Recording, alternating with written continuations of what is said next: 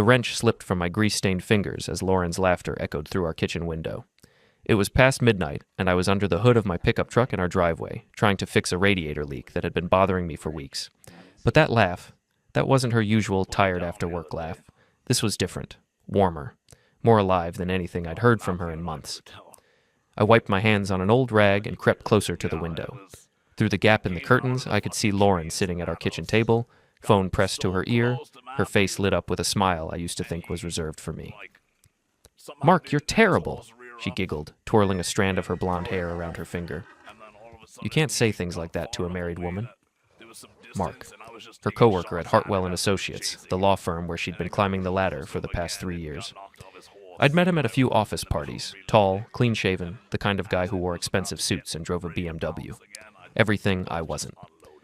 "I'm serious," Lauren continued, her voice dropping to a whisper. "If my husband heard you talking like that..." My jaw clenched. If her husband heard what, exactly? The front door slammed, and our 17-year-old daughter Jenna stormed past me without a word, earbuds in, probably heading to her friend's house again. She'd been doing that a lot lately, avoiding home, avoiding the tension that had been building between Lauren and me like storm clouds. "Dad, you need to grow up," she'd muttered to me last week when I'd asked Lauren about working late again. "Mom's just trying to build her career, and you're acting like some jealous caveman." Maybe she was right. Maybe I was reading too much into things. But as I listened to my wife's giggles through that window, something cold settled in my chest. I finished the radiator repair in silence, my mind racing. When I finally came inside, Lauren was already upstairs, claiming she had a headache. Her phone was charging on the kitchen counter, face down. It used to be face up. When had that changed? The next morning, I drove to Ray's boxing gym before work. Ray Kowalski had been my friend since high school, back when we were both scrappy kids from the wrong side of Edgefield. Now he owned the gym, and I worked construction for Morrison & Sons. Different paths, same routes. "You look like hell," Ray said as I wrapped my hands for the heavy bag. At 62, he was still built like a brick wall, his gray hair cropped short, his eyes sharp as ever. "Thanks for the pep talk, Coach." "I'm serious. What's eating you?" I started working the bag, each punch carrying more force than the last. Lauren's got a new friend at work, a guy named Mark. Ray held the bag steady. And she's acting different, secretive. Last night she was on the phone with him past midnight, laughing like a teenager. "You talked to her about it?" I threw a particularly hard right cross. "Every time I bring it up, she tells me I'm being paranoid, says it's just harmless office banter." "Maybe it is." I stopped punching and stared at him. "Whose side are you on?" Ray shrugged. "I'm on the side of facts. Got any proof she's doing more than talking?" I didn't. Not yet. But the gut feeling that had kept me alive on construction sites and in back alley fights wasn't something I ignored lightly. That evening, I decided to test the waters. Lauren was cooking dinner, actually cooking, which was rare these days, when I casually mentioned Mark. "How's your friend Mark doing? Haven't seen him at any office parties lately." Lauren's hand paused for just a second as she stirred the pasta sauce. "He's fine. Why?" "Just curious. You two seem to talk a lot." She turned to face me, her green eyes flashing with irritation. "What's that supposed to mean?" "Nothing, just an observation." "Well, observe this," she said, setting down the spoon harder than necessary. "Mark is a colleague and a friend. We work closely together on cases. If that bothers you, maybe you should examine why you're so insecure." Insecure. There was that word again. It had become her go-to defense whenever I questioned anything about her behavior. "I'm not insecure, Lauren. I'm concerned. There's a difference." "Is there?" "Because from where I'm standing, it looks like you're threatened by the fact that I have male friends who actually appreciate my intelligence." The implication stung. "And I don't?" "When's the last time you asked me about my work? Really asked, not just, 'How was your day?' while you're watching TV?" She had a point, and I hated that she did. Somewhere along the way, we'd stopped really talking, but that didn't excuse the secrecy. "You're right," I said. "I should take more interest in your work. Maybe I should meet this Mark properly, invite him over for dinner." Lauren's face went pale. That's not necessary." "Why not? If he's such a good friend." "Because work friends and home life don't mix, Jake. You should understand that." But I didn't understand that. Not when she was taking calls from him at midnight. Not when she smiled at her phone in ways she hadn't smiled at me in months. That night, after Lauren went to bed early with another headache, I found myself staring at the ceiling, listening to her breathe beside me. We'd been married for 19 years. high school sweethearts who'd built a life together through sheer determination and love. At least, I thought we had. The next few days passed in a blur of unspoken tension. Lauren worked late 3 nights in a row. When she came home, she was either too tired to talk or too focused on her phone to engage with the family. Jenna noticed too, though she blamed me for creating a hostile environment. Maybe if you actually supported Mom's career instead of questioning every friendship she has, she said over breakfast, not looking up from her own phone. I do support her career. Right. That's why you act like a jealous boyfriend every time she mentions a male coworker. Out of the mouths of babes. Or in this case, out of the mouth of a teenager who'd inherited her mother's sharp tongue and her father's stubborn streak. Friday evening, I was in the garage organizing my tools when I heard Lauren's car pull into the driveway. She was laughing. That same warm, genuine laugh I'd heard through the kitchen window. But she was alone in the car, talking on her hands-free system. I know, she was saying as she turned off the engine. You're absolutely terrible, Mark. What if someone heard you? My hands tightened around the wrench I was holding. Tuesday works for me, she continued. Same place as last time? Perfect. I'll see you then. Same place as last time? What place? When had there been a last time? I waited until she was inside before following. She was already upstairs, claiming she needed to shower off the day. Her purse was on the kitchen counter, and for the first time in our marriage, I felt the urge to look through it. I didn't. But the fact that I wanted it told me everything I needed to know about where we stood. Sunday morning brought an unexpected opportunity. Lauren had gone for her weekly run, a new habit she'd picked up 6 months ago, around the same time she'd started working closely with Mark, and Jenna was still asleep. I was nursing my second cup of coffee when Lauren's phone, which she'd left charging on the kitchen counter, buzzed with a text message. The screen lit up, and I saw the preview. Mark, can't wait for Tuesday.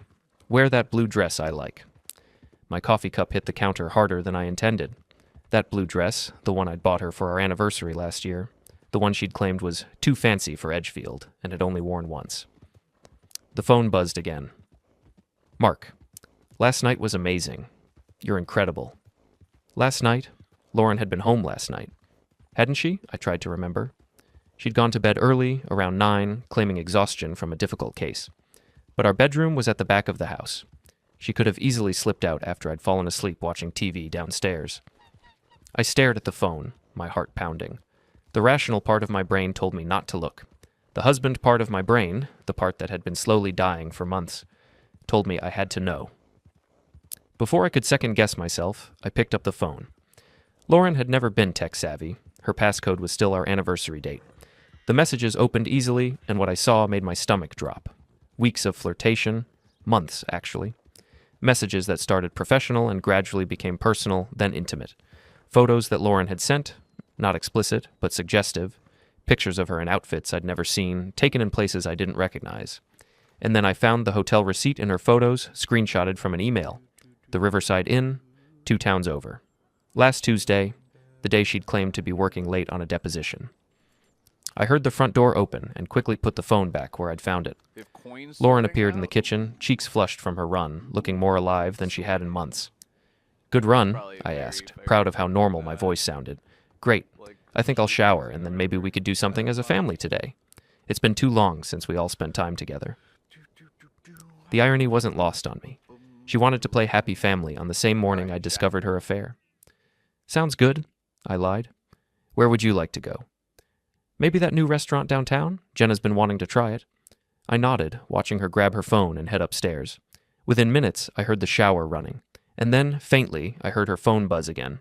Even in the shower, she was staying connected to Mark. At the restaurant, I watched Lauren carefully. She kept her phone face down on the table, but I could see her fighting the urge to check it. Every buzz made her tense slightly. Jenna chattered about school and friends, oblivious to the undercurrents of tension. Dad, you're quiet today, Jenna observed, looking up from her burger. Just thinking about work. The Morrison Project? Lauren asked, making an effort to engage. Something like that. It was the most civil conversation we'd had in weeks, and it was built on a foundation of lies. Lauren was pretending to be interested in my work while texting another man. I was pretending not to know while planning my next move. That evening, after Jenna had gone to her room and Lauren was supposedly reading in bed, I drove to the Riverside Inn. It was a small, discreet place, the kind of hotel that catered to business travelers and people who didn't want to be seen. the kind of place where a lawyer might meet her coworker for an afternoon that had nothing to do with depositions. The desk clerk, a college-age kid who looked bored out of his mind, was surprisingly helpful when I explained that I was trying to track down my wife's lost earring from her business meeting last week. "Oh yeah, the blonde lawyer lady. She's been in a few times with that tall guy in the suits. Real nice couple. They always request the same room, 214. She left something?" "Just an earring. Family heirloom. You know how it is." He nodded sympathetically. "Women and their jewelry, right? Sorry I can't help more, but they always clean up after themselves. Professional types, you know?" Professional types. Right. I drove home slowly, my mind racing. I had evidence now, concrete proof that Lauren was lying to me, sneaking around, having an affair. The question was what to do with that information. I could confront her directly, but she'd already proven she was skilled at deflecting and gaslighting. I could file for divorce, but in Maine, adultery didn't automatically mean I'd get a better settlement. I could expose her publicly, but that would hurt Jenna too, or I could be patient. I could gather more evidence, build a case, and then strike when the time was right. When I got home, Lauren was asleep, or pretending to be. I stood in the doorway of our bedroom, looking at the woman I'd loved for more than half my life, and felt something cold and hard settle in my chest where my heart used to be. The next morning, I stopped by Ray's gym before work. "You look like you haven't slept," Ray said, wrapping his hands for our usual sparring session. "I haven't. I found proof." Ray stopped what he was doing. "Proof of what?" "The affair, hotel receipts, text messages, the works." "Shit, Jake. I'm sorry." "Don't be sorry. Be helpful. I need advice." We moved to the ring, and Ray held up the focus mitts while I worked out my frustration with combinations. "What kind of advice?" he asked. "The kind that doesn't land me in jail but makes sure she pays for what she's done." Ray lowered the mitts. "That's dangerous thinking, brother." "Is it?" "She's been lying to me for months, Ray, making me think I'm crazy, that I'm paranoid and insecure, all while she's screwing around with her coworker." "So divorce her. Take half of everything and move on." "Half of what?" "We don't have much. The house has a mortgage, her career is taking off while mine's plateaued. In 5 years, she'll be making twice what I make, and I'll be the ex-husband who couldn't handle his wife's success." Ray considered this. "So what are you thinking?" "I'm thinking she wants to play games. I'll play games, but I'll play them better." That afternoon, I did something I'd never done in 19 years of marriage. I followed my wife.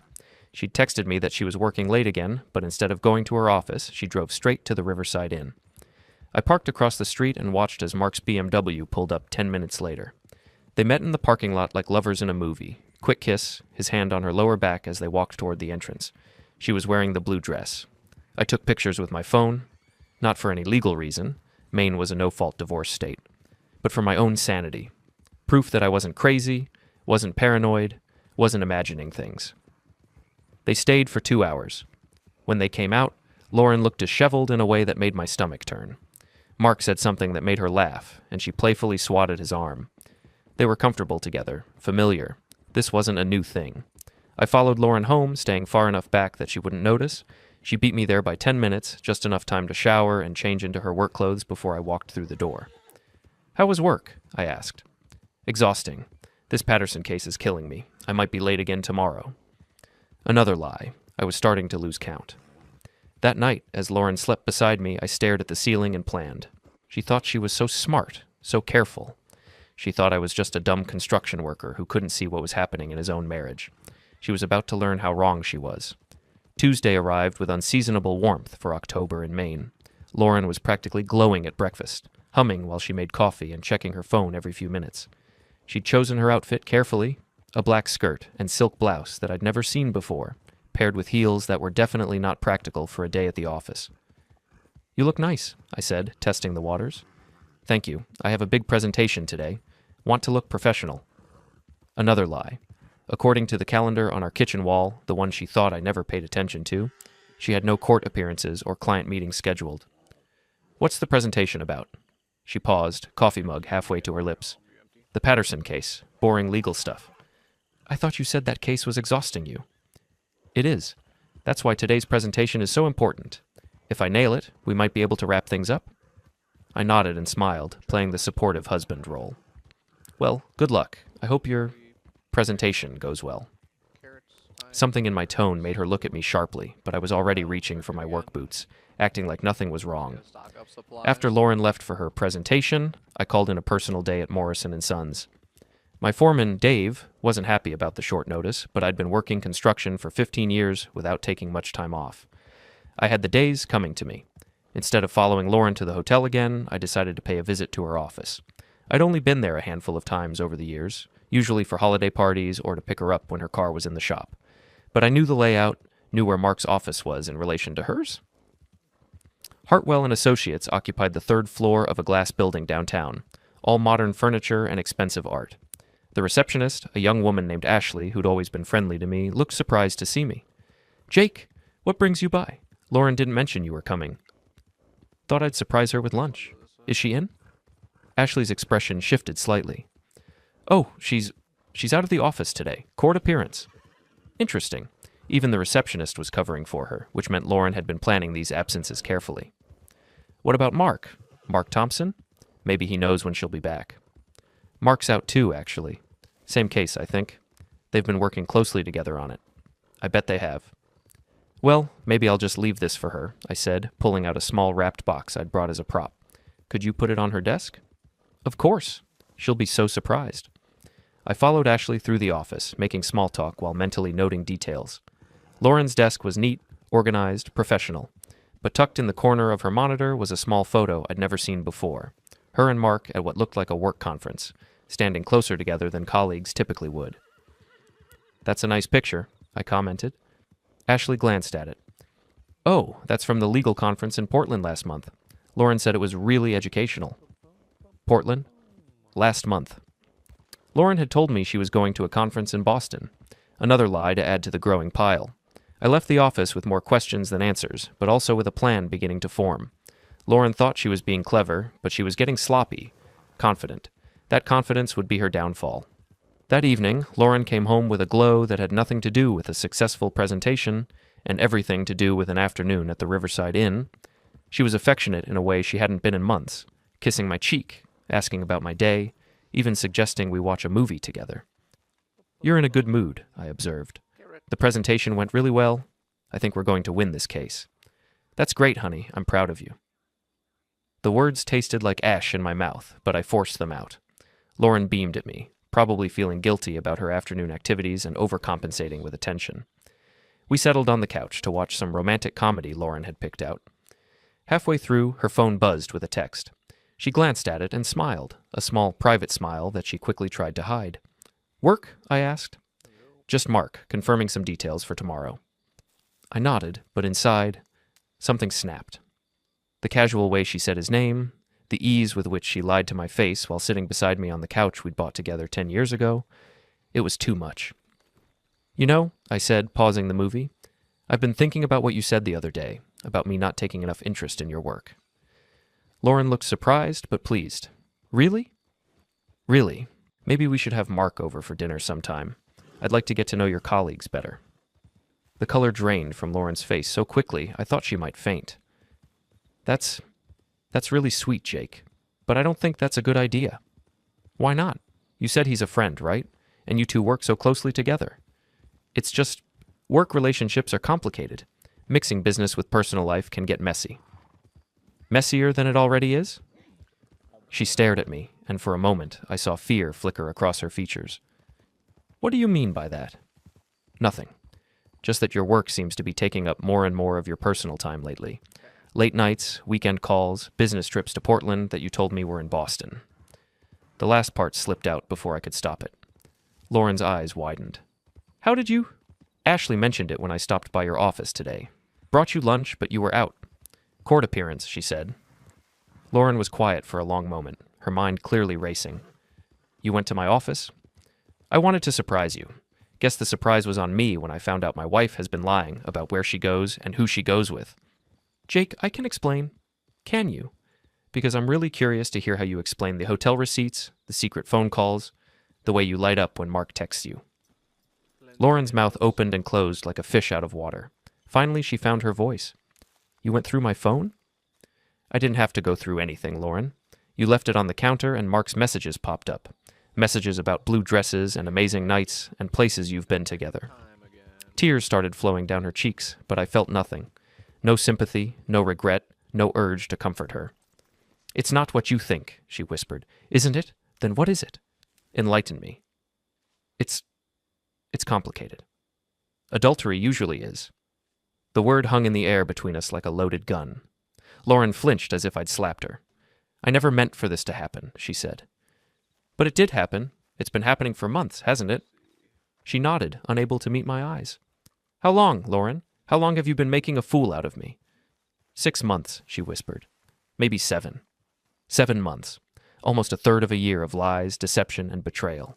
7 months of coming home to me after being with him. 7 months of letting me think I was going crazy. "I want you to leave," I said quietly. "Jake, please, we can work through this." "No, we can't. I want you out of this house tonight." "This is my home too." "Is it?" "Because it seems like your home is room 214 at the Riverside Inn." She gasped. "You followed me." "I didn't have to follow you very far. You weren't exactly being subtle." Lauren broke down completely then, sobbing and pleading, promising it was over, swearing she'd never see Mark again. But I was done listening to her lies. "Pack a bag, Lauren. You can stay at your sister's or at Mark's place or back at the hotel. I don't care, but you're not staying here." "What about Jenna? What about her? You should have thought about Jenna before you started sleeping around." As if summoned by her name, Jenna appeared at the top of the stairs, drawn by the sound of her mother crying. "What's going on?" she demanded. Lauren and I looked at each other, a moment of silent communication passing between us. Whatever else had happened, whatever we'd become, we were still Jenna's parents. "Your mother and I are having some problems," I said carefully. "She's going to stay somewhere else for a while." "Problems? What kind of problems?" "Adult problems," Lauren said, wiping her eyes. "It's not your fault, sweetheart. Sometimes marriages go through rough patches." Jenna looked between us, her teenage intuition picking up on the undercurrents of the situation. "This is about Mom's work friend, isn't it? Mark?" Both Lauren and I stared at our daughter. "You knew?" Lauren asked. Jenna rolled her eyes. "I'm 17, not 7. You think I don't notice when you're texting someone all the time and smiling like an idiot? Or when you started caring about how you look again?" The casual way she said it, like it was obvious to everyone except me, was almost worse than discovering the affair itself.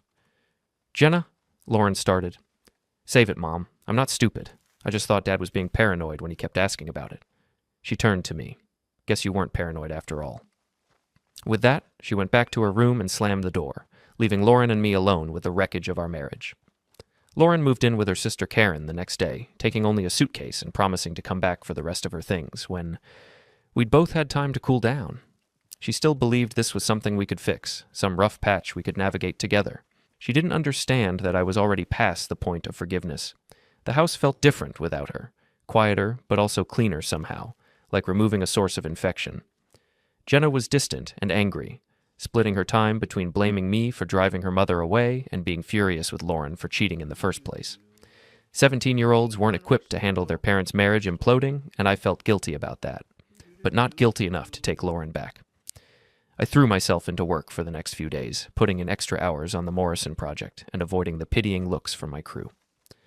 Word traveled fast in a town like Edgefield, and everyone knew that Lauren had moved out. The speculation about why ranged from accurate to wildly imaginative, but I didn't correct anyone. Let them talk. Ray was the only one who knew the full truth, and he was worried about me. "You're wound tighter than a spring," he said Thursday evening as we worked the heavy bag. "When's the last time you slept?" "I sleep." "Lying awake planning revenge doesn't count as sleeping." He wasn't wrong. I'd been spending my nights researching divorce law, calculating assets, and thinking about how to make Lauren pay for what she'd done. Not just financially, but emotionally, publicly. I wanted her to feel the same humiliation she'd put me through. "Maybe you should talk to someone," Ray suggested. "A therapist or—" "I'm not talking to a shrink about my feelings, Ray." "Then talk to a lawyer. Get the divorce started. Channel this anger into something productive." I had already talked to a lawyer. Tom Bradley, a guy I'd known since high school who'd gone to law school instead of into construction. The news wasn't great. Maine was a no-fault state, which meant Lauren's adultery wouldn't automatically give me an advantage in the divorce proceedings. We'd been married long enough that alimony was a possibility, and with her income rising while mine stayed flat, I might end up paying her. The irony was bitter. She cheats, I pay. But Tom had given me some advice that stuck. Document everything: dates, times, expenses. If you can prove she was spending marital assets on her affair, that might help your case. So that's what I did. I went through our credit card statements, bank records, and receipts with the thoroughness of an IRS auditor. What I found was enlightening. Expensive dinners at restaurants I'd never been to, hotel charges that didn't match her claimed business trips, purchases at Victoria's Secret that I'd never seen the results of. A weekend getaway to a bed and breakfast in Vermont that she'd claimed was a solo retreat to clear her head. She'd been financing her affair with our money, lying to me about where she was going and what she was doing, all while making me feel like a paranoid husband for questioning her behavior. I was organizing the evidence when Jenna came home from school Friday afternoon, slamming the door and stomping upstairs without a word. A few minutes later, I heard her on the phone with Lauren, their voices carrying through the thin walls. "I don't care about your problems, Mom. You made your choice. No, I'm not taking sides, but I'm also not pretending this is Dad's fault, because he's not the one who was cheating." The conversation ended with Jenna hanging up on her mother. I knocked on her door. "You okay?" "No, I'm not okay.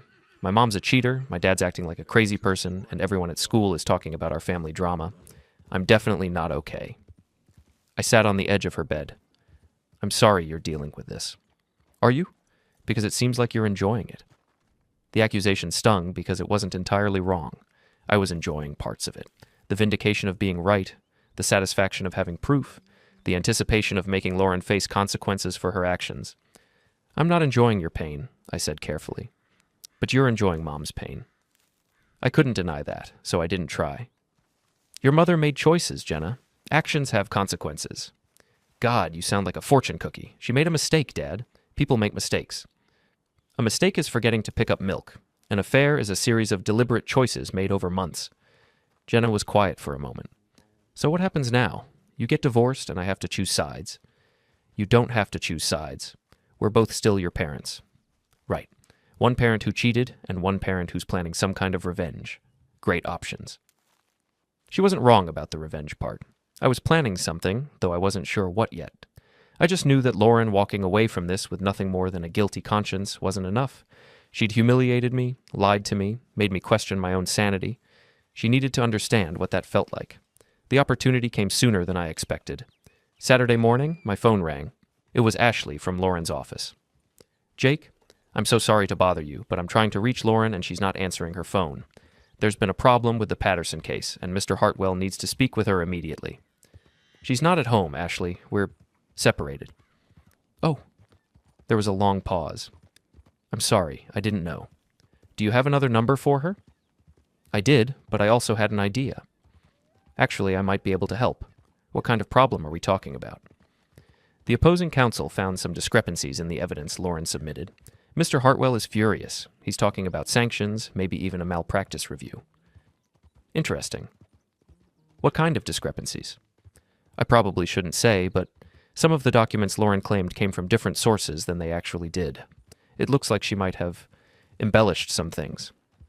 Lauren had been cutting corners, taking risks to win cases and advance her career, and now it was catching up with her.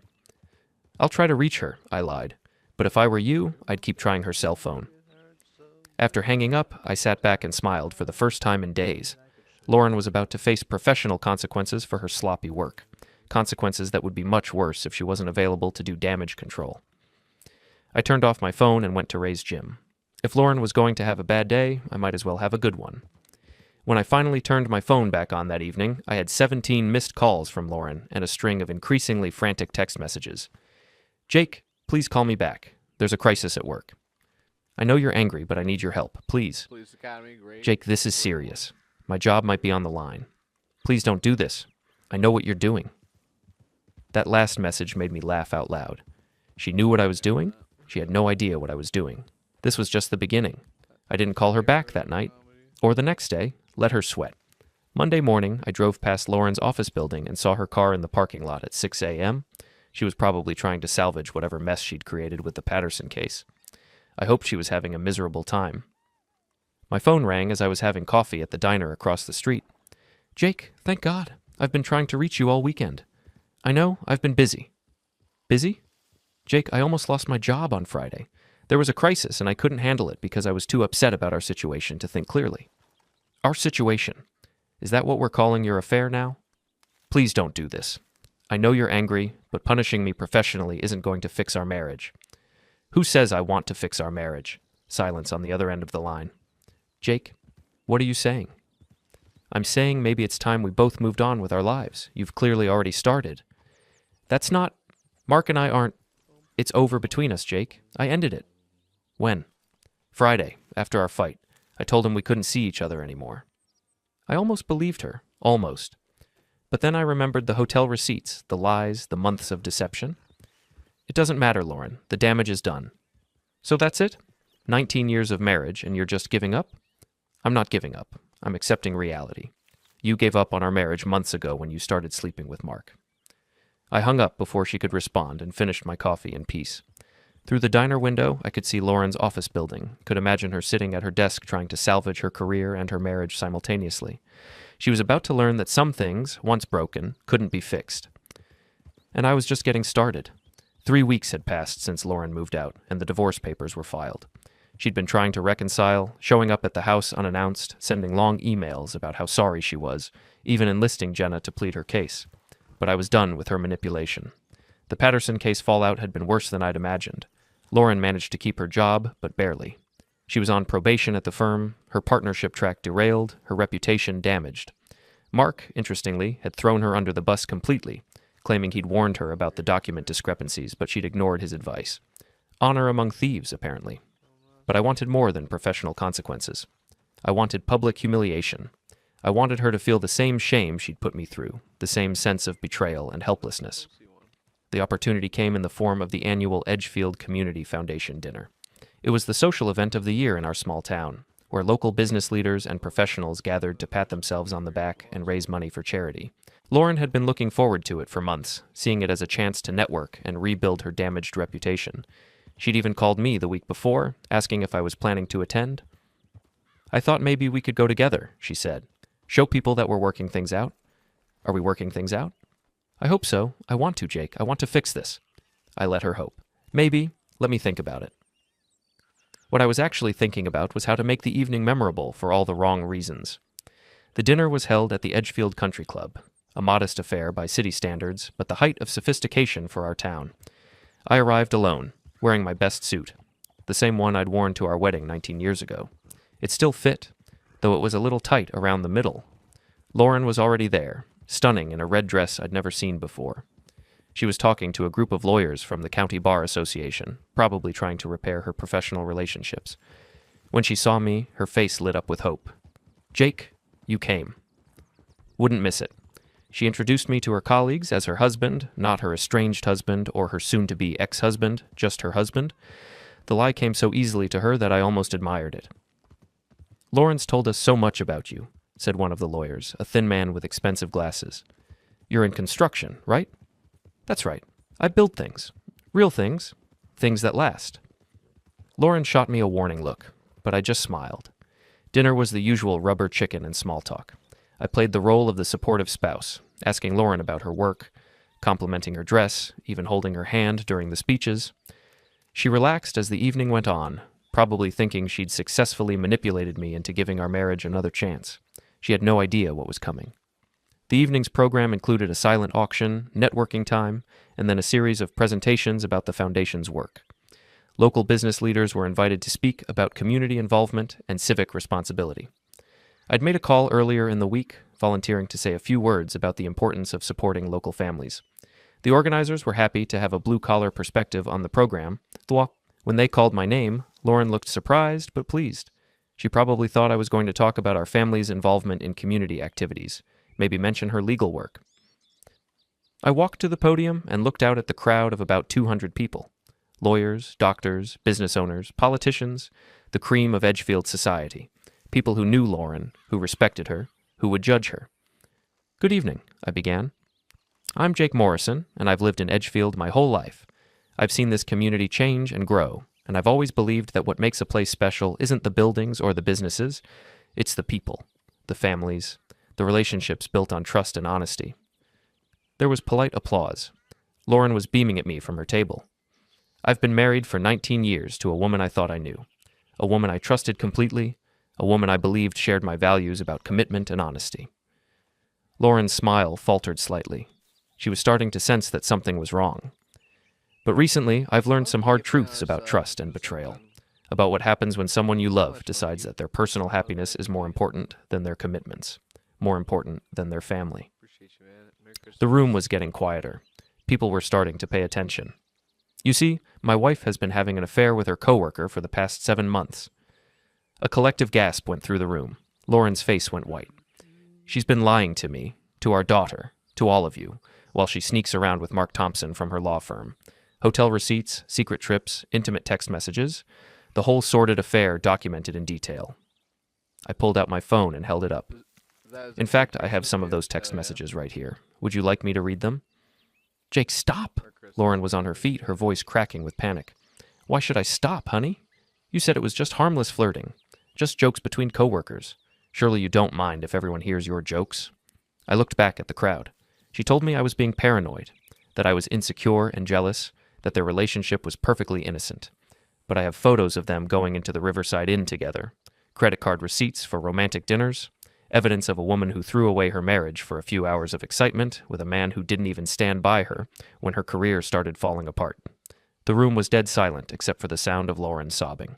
So when you're thinking about supporting families in our community, remember that some families are destroyed not by poverty or illness or accident, but by simple selfishness, by people who take everything they have and throw it away for something that was never real in the first place. I set the microphone down and walked back to my table, but not to sit down. I grabbed my jacket and headed for the exit. Jake, please! Lauren called after me, but I didn't turn around. Behind me, I could hear the buzz of shocked conversation, the scraping of chairs as people turned to stare at Lauren, the whispered comments and gasps of recognition. By tomorrow morning, everyone in Edgefield would know what had happened. Lauren's humiliation was complete and public. Outside in the parking lot, I finally allowed myself to smile. It wasn't a happy smile. There was too much pain and anger for that, but it was satisfied. Lauren had wanted to play games, to manipulate and deceive. She'd learned that I could play those games too, and I played them better. My phone started ringing almost immediately. Lauren, then Jenna, then numbers I didn't recognize. I turned it off and drove home through the quiet streets of Edgefield, past the houses where people were probably already talking about what had happened at the country club. When I got home, I poured myself a whiskey and sat on my front porch, looking up at the stars. Tomorrow would bring consequences. Angry calls from Lauren's family, awkward conversations with Jenna, probably some legal threats from Lauren's lawyer friends. But tonight, for the first time in months, I felt like myself again. Lauren had spent 7 months making me feel like a fool, questioning my instincts, gaslighting me into thinking I was paranoid and insecure. She'd humiliated me in private while playing the perfect wife in public. Now she knew how that felt. An hour later, a car pulled into my driveway. Lauren got out, still wearing the red dress, her makeup ruined by tears. She walked up to the porch like a woman going to her execution. "Are you happy now?" she asked. "Getting there." "You destroyed me tonight. My career, my reputation, my relationships, all gone." "Funny. I thought Mark destroyed your career when he threw you under the bus. I thought you destroyed your reputation when you started cheating. I thought you destroyed your relationships when you chose to lie to everyone who cared about you." She sat down heavily on the porch steps. "What do you want from me, Jake? What will it take for you to forgive me?" "Nothing. There's nothing you can do. Some things can't be fixed, Lauren. Some trust can't be rebuilt." "So this is it? This is how it ends?" "This is how it ends." She cried for a while, and I let her. When she finally composed herself, she looked up at me with something like respect. "I underestimated you," she said. "Yes, you did. I thought you were just a simple construction worker who wouldn't fight back. I am a simple construction worker, but I'm not weak and I'm not stupid. You forgot that." She stood up and smoothed down her dress. "The divorce papers will be signed as soon as possible. You can keep whatever's left of your career. I'll keep my dignity."